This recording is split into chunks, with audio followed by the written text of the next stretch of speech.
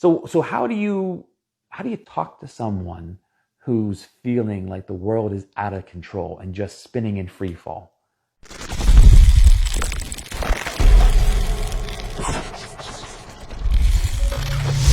Perhaps you know someone who got laid off.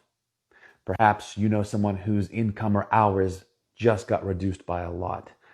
And on top of that, there's this whole virus thing going around too, right? So it's not just a household management issue. There's a health issue also looming over our heads.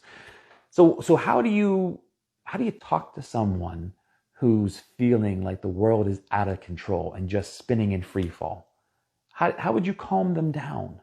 How would you calm maybe yourself down if you're in this situation? The distraction, which is an option a lot of people try to use, isn't going to work here.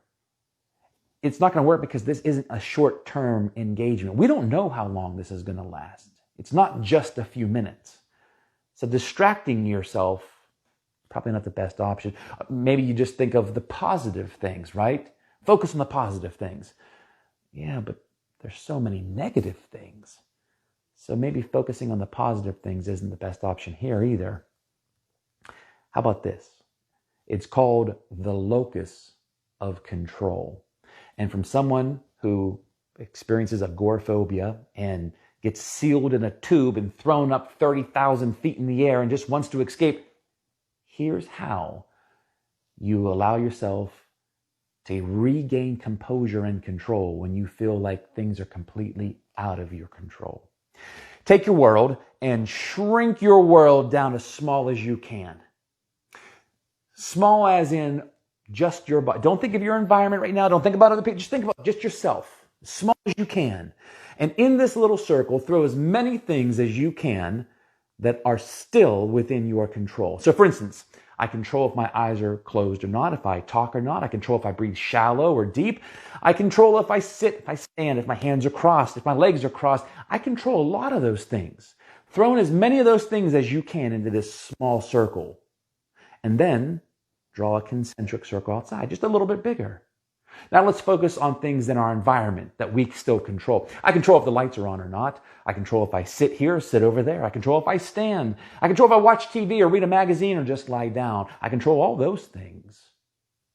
Draw another concentric circle now. Let's talk now about interpersonal things that I control. I control if I talk to that person over there or don't talk at all. I control a little bit about what we talk about, what I will reveal or not reveal. I control if I just ignore them, just listen to them, just look at them. Again, a lot of things that I control. When you start to go through the number of things that you control at each circle, somewhere in your mind, a light bulb goes off and says, you know what? I know the world is out of control, or at least a lot of aspects of it, but there are still a lot of things within my control. Someone who's in a panic, someone who is just beside themselves feels as if things are in a free fall.